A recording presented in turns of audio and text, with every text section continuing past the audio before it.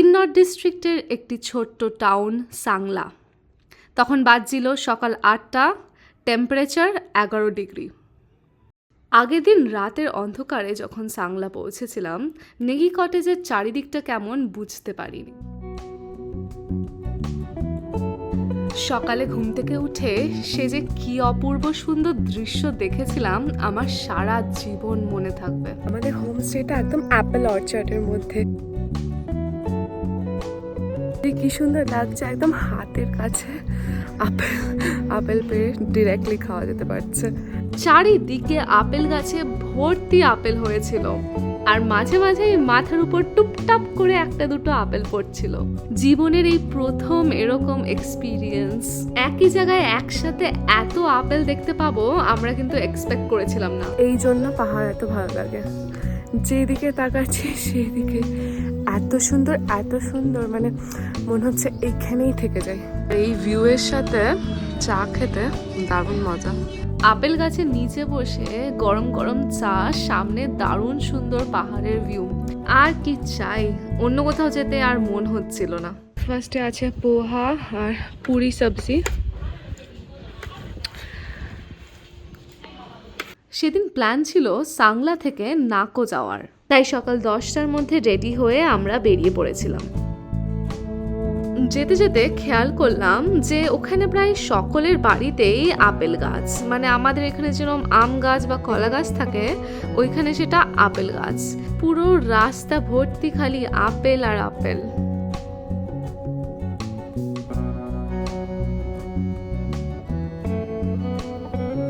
সাংলা থেকে নাকোর distance 126 kilometre. তবে আমাদের আইটনারিতে প্রথমেই ছিল চিতকুল। সাংলা থেকে চিতকুল 22 কিলোমিটার। চিতকুল ঘুরে আমাদের আবার সাংলা ফেরার কথা। তারপর সাংলা থেকে শুরু হবে নাকোর 126 কিলোমিটারের জার্নি। আগের দিন সিমলা থেকে সাংলার 256 কিলোমিটারের সারাদিনের জার্নিতে যা এক্সপিরিয়েন্স হয়েছিল, তার চেয়ে এটা বেটার হবে সেই আশা নিয়ে বেরিয়েছিলাম। রাতে ঘুমিয়ে কোমর, গা হাত পায়ে ব্যথাও সেরে গেছিল, তাই সকালের এনার্জি কিন্তু খুব হাই ছিল। তারপর আবার নতুন নতুন জায়গা দেখবো, উফ সে কি মজা। আর আমার না ছোট থেকেই পাহাড়ের প্রতি একটা আলাদা ভালোবাসা রয়েছে। তাতে যত রিস্কি হোক না কেন আর যত কষ্টই হোক না কেন, পাহাড় ইজ দ্য বেস্ট। তোমরাই দেখো, এরকম সুন্দর ভিউ, এরকম সুন্দর জায়গা কার না ভালো লাগে।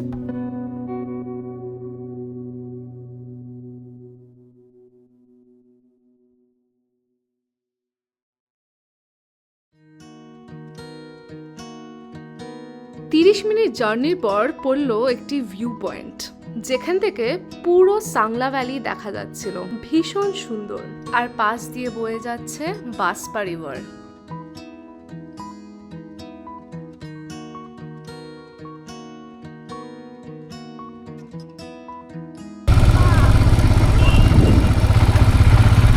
যেখানে করা তার উল্টোটা করছে, যেখানে প্লেন রাস্তা ওখানে করছে, আর যেখানে যেখানে করা উচিত অ্যাকচুয়ালি ওখানে বসে পড়লো।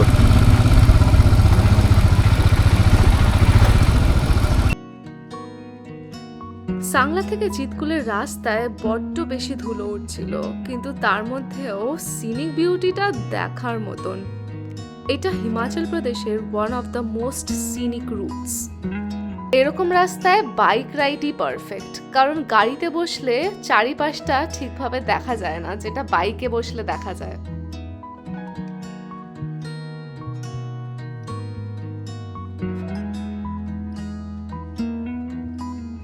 স্পিতি সার্কিটের জার্নিটাই কিন্তু আসল, যার কারণে আমরা এবারে ট্রিপটা বাইকে করেছি, যাতে রাস্তার ফুল এক্সপিরিয়েন্স নেওয়া যায়। এইসব দিকে ট্যুরিস্টরা যেমন গাড়িতে ঘোরে, তেমনি বাইকের সংখ্যাও কিন্তু প্রায় সমান।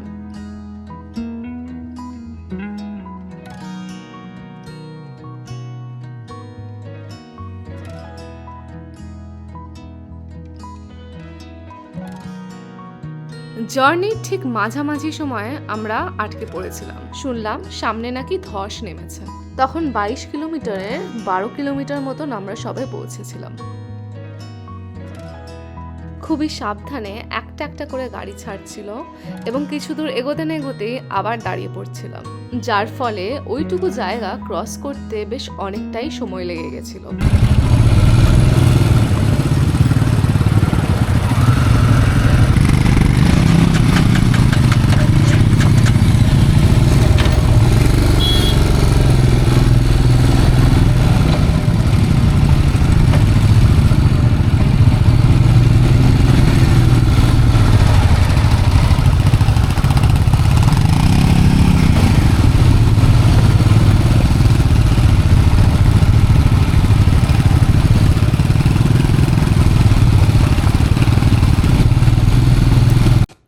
ম্যাপে 22 কিলোমিটার 1 ঘন্টায় পৌঁছে যাব দেখিয়েছিল, কিন্তু আমরা 1 ঘন্টায় সবেমাত্র হাফ রাস্তা পৌঁছেছিলাম।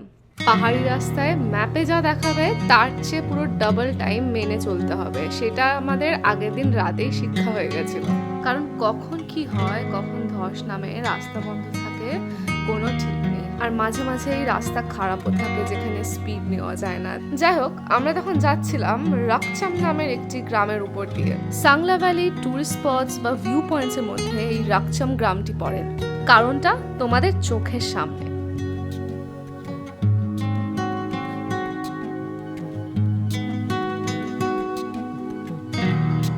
রাস্তাটা যে কি অপূর্ব সুন্দর, কি অপূর্ব সুন্দর, কিন্তু এই সেম অপূর্ব সুন্দর পাহাড় রাত্রিবেলা কিন্তু আবার ভয়ঙ্কর সুন্দর লাগে, মানে যেটা ইংলিশে বলে scary but divine.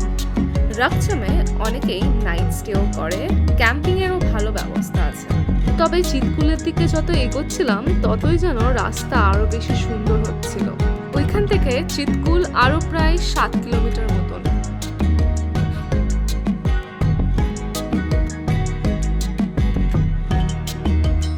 Scenic beauty দারুণ, কিন্তু রাস্তার অবস্থা ভালো ছিল না। প্রথম অসুবিধা হয়নি, কিন্তু যত সময় বাড়ছিল পিলিয়নে বসে কোমরের অবস্থা খারাপ হচ্ছিল।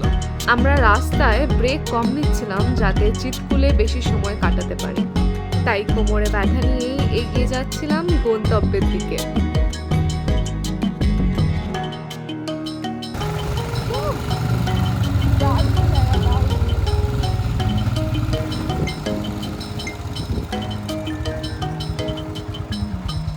এক্সপ্লোরার্স, আমরা এখন ইন্ডিয়ার লাস্ট ভিলেজ চিতকুলে আছি, are the beauty is just beyond my words, beyond any words, out of the world. এত সুন্দর, এত সুন্দর, ভাবা যায় না।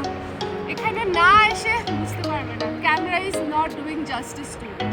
3450 মিটারে লোকেটেড ইন্ডো টিবেট বর্ডারের লাস্ট ভিলেজ চিতকুল। এই গ্রামের লোক সংখ্যা মাত্র 1000-এর কাছাকাছি। পাশ দিয়ে বয়ে যাচ্ছে বাসপা রিভার। তবে এই রিমোট লোকেশনেও ট্যুরিস্টদের থাকার মতন কিন্তু রিভার ক্যাম্পস, হস্টেল, হোমস্টেজ সবই ব্যবস্থা আছে।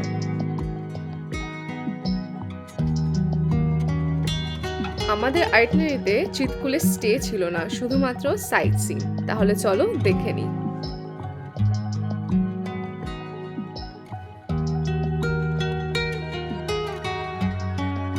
এত রিমোট জায়গাতেও মাঝে মাঝে কিন্তু মোবাইলে ইন্টারনেট চলছিল, ভাবা যায়।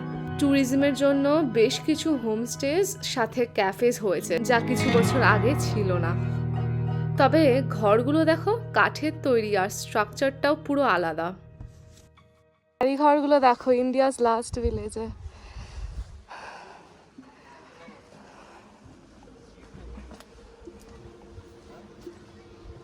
এটা হচ্ছে ইন্ডিয়াস লাস্ট পোস্ট অফিস।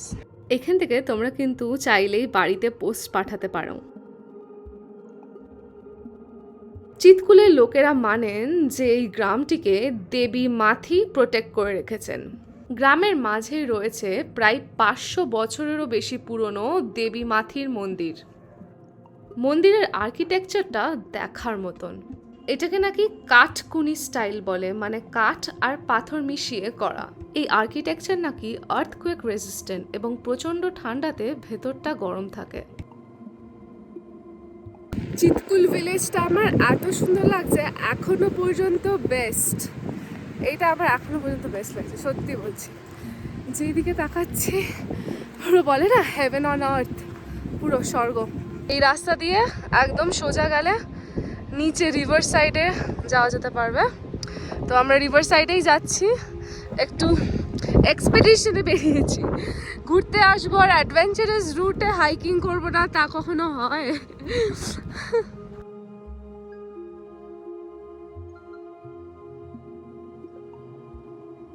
আমরা যেখানেই ঘুরতে যাই না কেন ঠিক ট্রেকিংয়ের রাস্তা খুঁজে বের করবই। সে আমরা বালিতে গিয়েও ট্রেকিং করেছি, ট্রেকিং ছাড়া আমাদের ট্রিপ ইনকমপ্লিট। আজকে অনেক বাইক চালানোর পরে মনে হলো না আজকে একটু ট্রেকিং করতে হবে, কারণ কি ট্রেকিং ছাড়া আমার ট্রিপ অ্যাকচুয়ালি কমপ্লিট হয় না। তো এখন আমরা ট্রেকিং করতে বেরিয়ে পড়েছি। এই চিতকুল ভিলেজের নিচে একটা খুব সুন্দর নদী যাচ্ছে, তো ওটাকে আমরা এক্সপ্লোর করতে বেরিয়েছি। আর একটা খুব সুন্দর ব্রিজও আছে, তো চলো ওখানে গিয়ে ফটোগ্রাফি অ্যান্ড ভিডিওগ্রাফি হবে আর তোমাদেরকেও দেখাবো। এটা হলো বাসপা নদীর ভিউ পয়েন্ট। গাড়ি বা বাইকের রাস্তাও আছে, কিন্তু আমরা অ্যাডভেঞ্চারের জন্য ট্রেকিং এর রুটটা নিয়েছিলাম, and it was worth it. Chitkul explore করার পর ওখানেরই একটা ধাবা থেকে 2 কাপ কফি নিয়েছিলাম। ইন্ডিয়াজ লাস্ট ভিলেজে বসে কফি খাওয়ার মজাই আলাদা। বানিয়েছেও দারুণ টেস্টি, আর ভিউ কি উফ! এই ভিউ এর সাথে গরম গরম কফি, আর কি চাই। পৃথিবীটা যে গোল এটা থেকে প্রুভ হয়। এখানে আমরা চিতকুলে, যেটা হচ্ছে ইন্ডিয়া লাস্ট ভিলেজ, ওখানে একটা ক্যাফেতে এসে কফি খাচ্ছিলাম। তো একজন আমাদের কফি দিচ্ছিল, হঠাৎ করে এসে বাংলায় কথা বলতে লাগলো। আমিও বললাম শক করে যাবো, আমি বললাম প্রথমে মজা করছে। তো আমি জিজ্ঞেস করলাম কোথা থেকে, তো বলছে কেষ্টপুর থেকে। মানে দেখো, বাঙালি সব জায়গাতেই আছে, দেখা মানে খালি ইন্টারাক্ট করতে হবে। চিতকুলে প্রায় 1.5 ঘন্টা মতন সময় নিয়ে ঘুরে আবার ব্যাক করছিলাম সাংলাতে। ঘড়িতে তখন বাজছে দুপুর 1:30। ফেরার রাস্তাটা কিন্তু ওই সেম রুটই, মানে আবার সেই 22 থেকে 25 কিলোমিটার মতো ব্যাক।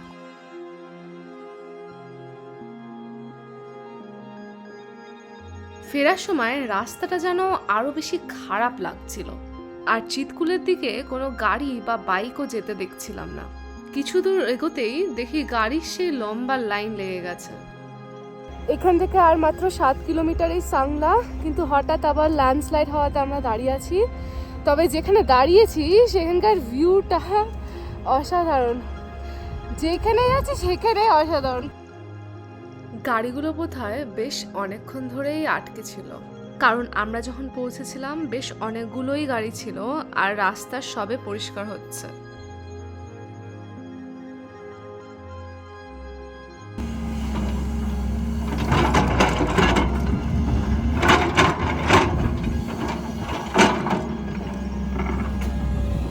ওপর থেকে বড় বড় পাথরগুলো পড়ে রাস্তা আটকে দিয়েছিল।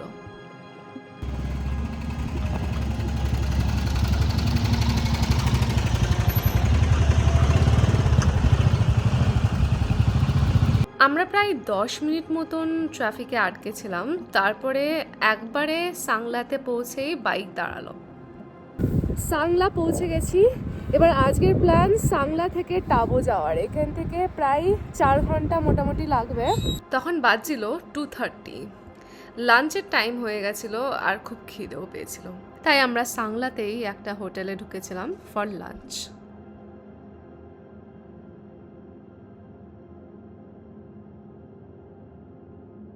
লাঞ্চে এসেছি সাংলাতে। এইখানে মানে প্রত্যেকটা রেস্টুরেন্ট থেকে ভিউও অসাধারণ।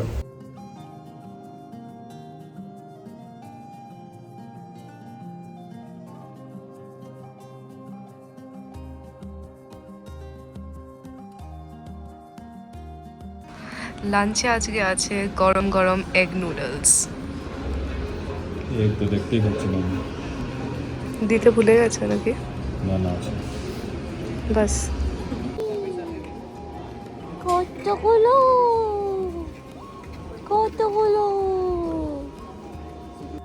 দুপুর 4টে নাগাদ আমরা সাংলা থেকে নাকোর 126 কিলোমিটার্সের জার্নি শুরু করেছিলাম। ম্যাপে দেখাচ্ছিল 4 ঘন্টা মতন সময় লাগবে। সাংলা এবং তারপরেও জার্নিতে ইন্টারনেট কানেকশন কিন্তু ভালোই পেয়েছিলাম। হ্যাঁ, মাঝে মাঝে হয়তো চলে যাচ্ছিল, কিন্তু বেশিরভাগ সময়টাই ইন্টারনেট ছিল, জিও এবং এয়ারটেল দুটোরই। তাই জন্য গ্রুপের অন্য বাইকার্সদের দেখতে না পেলেও রাস্তা চিনতে কোনো অসুবিধা হচ্ছিল না। তাছাড়া অফলাইন ম্যাপও ডাউনলোড করা ছিল।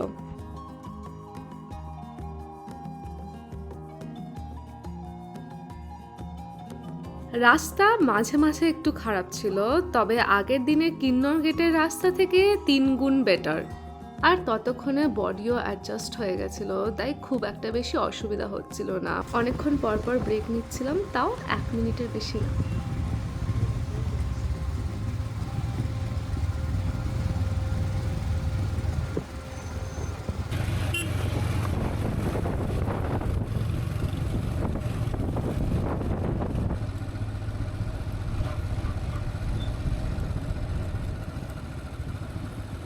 সানরাইজ আর সানসেট, এই দুটো সময় পাহাড় দেখতে খুবই ম্যাজিক্যাল লাগে।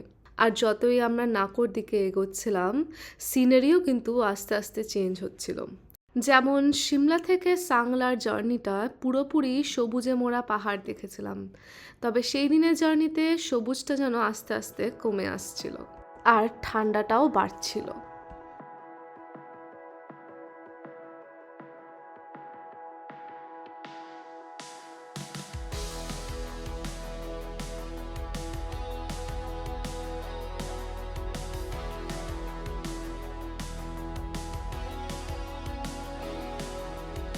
পাহাড়গুলো দেখে ভালো তো লাগছিল, কিন্তু আবার ভয়ও লাগছিল। মনে হচ্ছিল যদি হঠাৎ করে ওপর থেকে পাথর পড়ে, কারণ রাস্তায় মাঝে মাঝে বিশাল বড় বড় পাথর পড়া দেখছিলাম।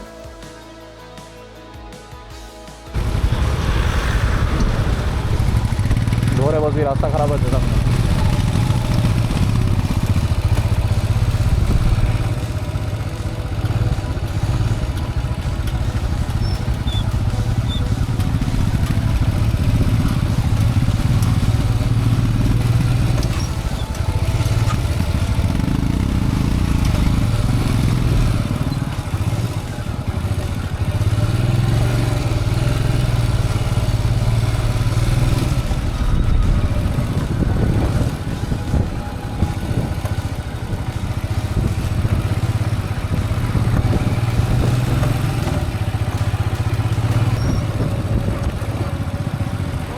হ্যাঁ হ্যাঁ, বলছি ওয়াটার ক্রসিংয়ে ফার্স্ট গিয়ারে দেখ, বন্ধ হবে না।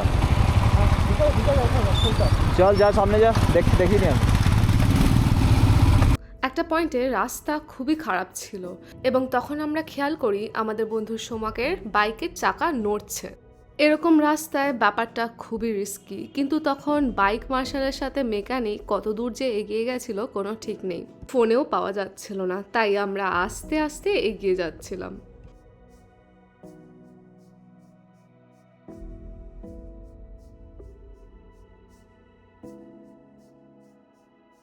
ঘড়িতে তখন বাজছে বিকেল 5:30।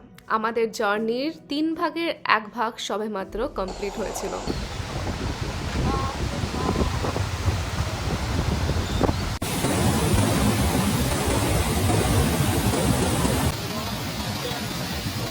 রাস্তার ধারে এই ঝর্ণাটার পাশে আমরা কিছুক্ষণ রেস্ট নিয়েছিলাম। ছবি তোলার জন্য পারফেক্ট স্পট। এর মধ্যে মেকানিক এসে সোমকের বাইকের চাকাও ঠিক করে দিয়েছিল, তাই আর কোনো চিন্তা ছিল না।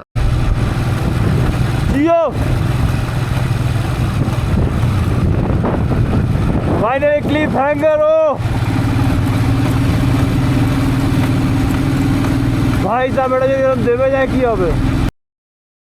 প্রত্যেক ঘন্টায় সিনারি চেঞ্জ হচ্ছিল। এইটাই স্পিতি সার্কিটের বাইক ট্রিপের মজা।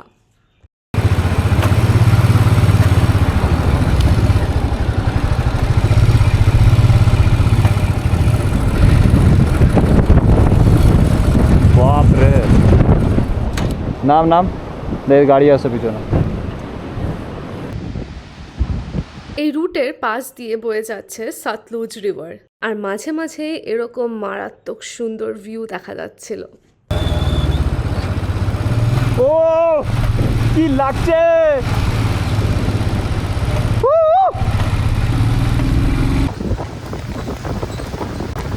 লেফট সাইডে ল্যান্ডস্লাইড হচ্ছে দেখ। বাঁ দিকে ল্যান্ডস্লাইড আর ডান দিকে ঝর্ণা, কোন দিকে তাকাবো বুঝতে পারছিলাম না।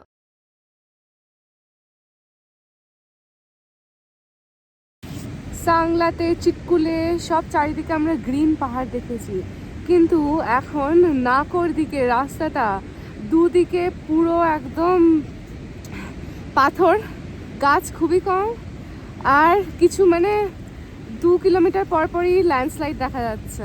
আর সব জায়গায় লেখাই আছে যে shooting stone area, so drive carefully, cautiously. Beauty তো খুবই সুন্দর, আবার ভয়ও লাগছে। সো সব মিলিয়ে মিশিয়ে আর কি একটা মিক্সড ইমোশনস এখন আমাদের। কিছুক্ষণের জন্য রেস্ট নিতে দাঁড়িয়েছিলাম, তখন বাজছিল 6টা, সবে সানসেট হচ্ছিল, আর সেই দৃশ্যটা পুরো স্বপ্নের মতো। ও ভাই কি লাগছে! ওয়াও, দারুণ দারুণ। এটা কি? ও ভাই সাহেব,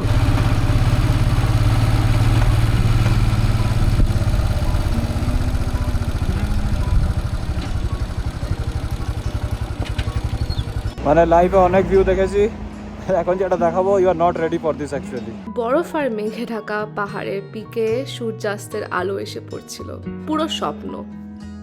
এই দৃশ্য দেখার পর মনে কেমন যেন একটা আলাদা এক্সাইটমেন্ট জেগেছিল। তখন মনে হচ্ছিল যে যতই হেকটিক জার্নি হোক না কেন, ইট ইজ ওয়ার্থ ইট। আর এইটাই ট্রাভেল করার আসল কারণ। ঘরে বসে থাকলে এরকম সিনস কি কোনোদিনও দেখতে পেতাম? যাই হোক, এই ভিউ এনজয় করতে করতে আস্তে আস্তে অন্ধকার হয়ে গেল, আর বেশ অনেকক্ষণ ধরেই গ্রুপের অন্য বাইকার্সদের দেখতে পাচ্ছিলাম না।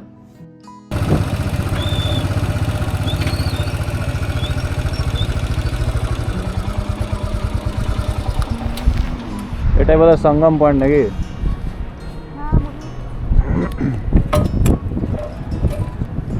এতক্ষণ লম্বা জার্নি করে আমার কোমরে বিশাল ব্যথা করছিল, তার মধ্যে পিঠে আবার ভারী ব্যাগ। অন্ধকারের মধ্যে ব্রেক নেওয়ার মন তো ছিল না, কিন্তু আর পারছিলাম না। এখন আমরা অন্ধকারের মধ্যে সামওয়্যার ইন বিটুইন নাকো দাঁড়িয়ে আছি। অ্যাকচুয়ালি কিচ্ছু দেখা যাচ্ছে না, অন্ধকার হয়ে গেছে পুরো। আর মোস্ট প্রবাবলি আমরা গ্রুপের থেকে হারিয়ে গেছি। So it's really became an adventure. Already খালি রাস্তা, তার মধ্যে আবার জোরে হাওয়া দিচ্ছে উল্টো দিকে, বেশি স্পিডে চালানো যাচ্ছে না। লেটস সি কতক্ষণ আমাদের গ্রুপকে খুঁজে পাওয়া যায়। তখন বাজছিল সন্ধে 7টা, মোবাইলে নেটওয়ার্ক ছিল না, তাই আমরা এক্স্যাক্টলি কোন জায়গায় আর আরও কত দূর যেতে হবে সেটা বুঝতে পারছিলাম না। রাস্তায় সেরকম কোনো গাড়িও ছিল না। একটা আর্মি ট্রাকের থেকে ডাইরেকশন শুনে সেই দিকেই এগিয়ে যাচ্ছিলাম। ভয় লাগছিল, তবে আগের দিন রাতের যা অবস্থা হয়েছিল তার চেয়ে তো সিচুয়েশন অনেক বেটার, কারণ রাস্তাটা ভালো ছিল।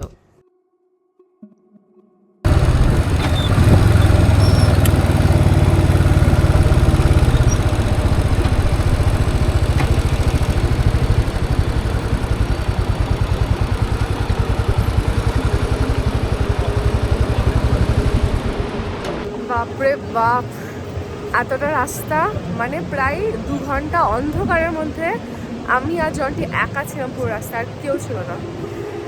আর ভয় তো অবভিয়াসলি লাগবে। যাই হোক, এখন রাত্রির 8টা বাজে, আর এতক্ষণে এসে আমরা পৌঁছলাম সাংঘামে। ভীষণ টায়ার্ড, আর সাংঘামে এসে তো কিছু বুঝতেও পারছি না কোনটা কি মিশছে, ওই একই জল লাগছে, ঠিক করে বোঝাও যাচ্ছে না। চাই এবার একটু কফি খাই, রিফ্রেশ হতে হবে।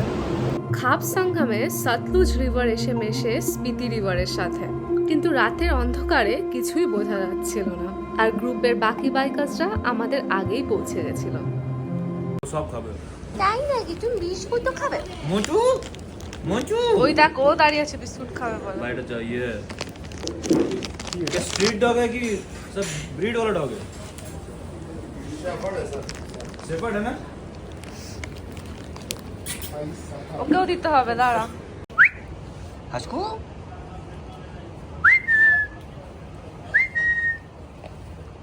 খাপ সাঙ্গাম থেকে নাকোর ডিস্টেন্স 26 কিলোমিটার, মানে তখনও আরও 1-1.5 ঘন্টার জার্নি বাকি ছিল।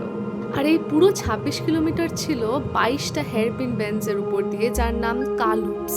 রাতের অন্ধকারে আশেপাশে কি আছে কিছুই বুঝতে পারছিলাম না, সোজা রাস্তার দিকেই চোখ যাচ্ছিল।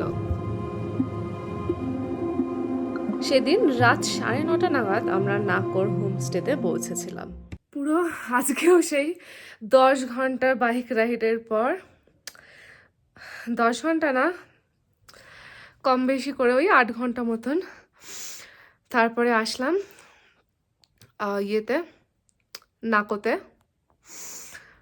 প্রচণ্ড টায়ার্ড, মানে 4 দিন ধরে রোজ এরকম জার্নি হচ্ছে, সো স্বাভাবিক ব্যাপার। কিন্তু অদ্ভুতভাবে, মানে আমরা ভেবেছিলাম এগুলো রিমোট জায়গা, তো হোটেলগুলো হয়তো অতটাও এক্সপেকটেশনস ছিল না, কিন্তু এখনো পর্যন্ত সব বিয়ন্ড এক্সপেকটেশন। এই ঘরটা এত ওয়ার্ম, কমফোর্টেবল, সব ফেসিলিটিস আছে। আর বাইরে এখন 8 ডিগ্রি চলছে, কিন্তু ঘরের ভেতরে একদম বোঝাই যাচ্ছে না। আর বেস্ট পার্ট যে এরকম রিমোট প্লেসেও 4G ইন্টারনেট চলছে। আমি তো এক্সপেক্টই করিনি, মানে ভীষণ খুশি হয়ে গেছি সত্যি বলতে। নাকোতে আমার হালকা একটু শ্বাসকষ্ট হচ্ছে, আর এইখানে একটা বেস্ট জিনিস তোমাদের দেখাবো একটু বেশি রাতের দিকে। Best, just keep watching. So yes, এখন যাব একটু মুখ টুক ধুয়ে, তারপরে যাব ডিনার করতে। তোমাদের দেখাবো ডিনারে কি আছে।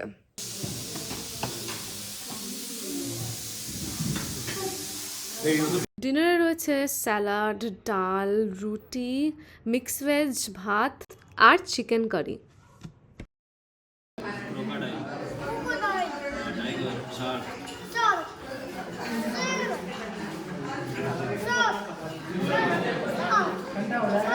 নাকো থেকে পরিষ্কার মিল্কি ওয়ে দেখা যাচ্ছিল, আর যত রাত বাড়ছিল তত বেশি স্পষ্টভাবে দেখা যাচ্ছিল।